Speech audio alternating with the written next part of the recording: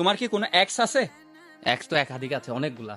একাধিক অনেকগুলা। তোমার যে কোনো এক্স একজনকে ফোন করে তোমার বলতে হবে আমি তোমার ভ্যানিটি ব্যাগ থেকে একদিন 100টা টাকা নিয়ে ফেলেছিলাম।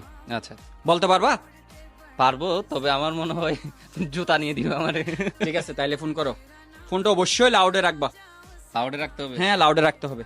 মায়া শালিকের মান সম্মান কেউ দেওয়ার খুব ইচ্ছে না। আচ্ছা, কল দিয়ে দেখি।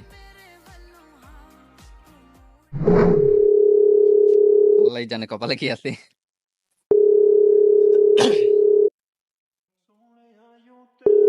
বাপ মান সম্মান কাইস না বাপ।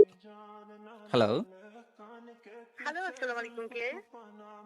কি আমার নাম্বারটা কি দেখেই চিনতে পারো নাই তুমি? না, চিনতে পারি নাই। আমি মাহিন বলছিলাম, কোন মাহিন? যাকে নিয়ে তুমি স্বপ্ন দেখতে। কিরকম স্বপ্ন? ওই যে রাত জেগে জেগে এই মাহিনের সঙ্গে আমি কখন সঙ্গী হয়ে থাকতে পারবো এরকম। তাই নাকি? আর আমি তোমার এক্স মাহিন বলছিলাম।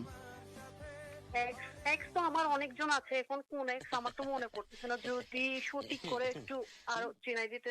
আচ্ছা, তোমাকে যে এক্স সব সময় বড় কট দিয়েছিল তোমার জীবনে, যে এক্স এর কাছ থেকে কট খেয়ে তুমি আমার জীবনে এক্স হয়ে গেছো, ওই মাহিনটা বলছিলাম আমি।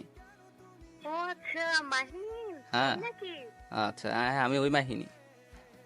আচ্ছা, আমি আসলে তোমাকে ফোন দিয়েছি একটা কারণে। কি কারণে?